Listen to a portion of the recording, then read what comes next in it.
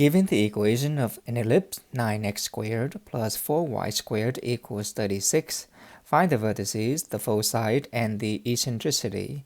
Determine the lengths of the major and the minor axes, and then sketch the graph. First, we need to put this equation in the standard form, which is x squared over a number squared plus y squared over another number squared equals 1. We can't use a and b, not yet, because we don't know which one is a and which one is b. And so, to obtain 1 on the right hand side, we would need to take 9x squared plus 4y squared equals 36, which is the given equation, and we divide both sides by 36. That is the only way to get 1 on the right hand side. And so this is 9x squared over 36 plus 4y squared over 36 equals 1. 36 divided by 9 is 4. This is x squared over 4. 4 times 9 is 36. 36 divided by 4 is 9. This is y squared over 9. And on the right hand side, it is 1. This is x squared over 2 squared plus y squared over 3 squared equals 1. A is always greater than b, so in this case, a has to be 3 and b equals 2. Since the number below y squared is larger than the number below x squared, we see that this ellipse has a major axis on the y-axis and a minor axis on the x-axis. But first, we know the vertices, again, because 3 squared is more than 2 squared and 3 squared is sitting below y squared. The foci will be on the y-axis and the vertices are also on the y-axis as well. This is because the foci and the vertices are on the major axis.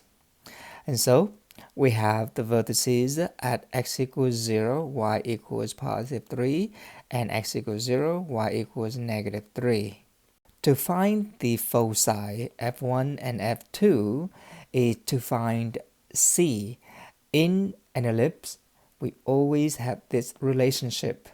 C squared equals a squared minus b squared. This is why we insist that a is a larger number. C is not known. A is 3, b is 2. 3 squared minus 2 squared is 9 minus 4. This is 5. And so c is plus or minus the square root of 5. Technically, c is the square root of 5.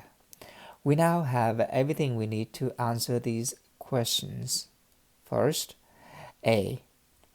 The vertices are 0, 3 and 0, negative 3 as mentioned before. The foci are 0, root 5 and 0, negative root 5. Again, the vertices and the foci are sitting on the y-axis because the number below y squared is more than the number below x squared. The eccentricity E is always c over a. This is the ratio. C is root 5 and a is 3, so the eccentricity is root 5 over 3, which is approximately 0.75. It should be because the eccentricity is a number between 0 and 1. B. The length of the major axis is always 2a. 2 times 3 is 6. The length of the minor axis is always 2 times b, but b is 2, and so this is 4. And again, we want a to be more than b. This is why we didn't write out a squared or b squared, not yet, until we know which one is larger. To sketch the graph, we would need to sketch the vertices and the co-vertices.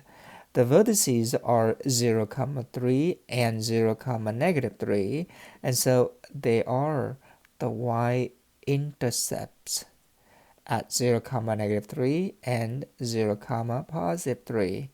The co-vertices are 2, 0 and negative 2, 0. These are the x-intercepts. The origin is at the center. We then plot the points for an ellipse that go through these points. Remember that an ellipse is not quite a circle, but it is an elongated circle. This is the graph of an ellipse for the given equation.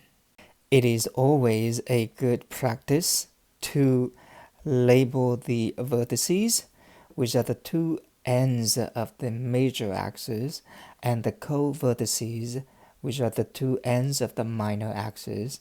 We see that the length of the major axis is 3 minus negative 3, or 6. The length of the minor axis is 2 minus negative 2, which is 4. And it is always a good practice to label the foci as well. The foci is 0, root 5 and 0, negative root 5.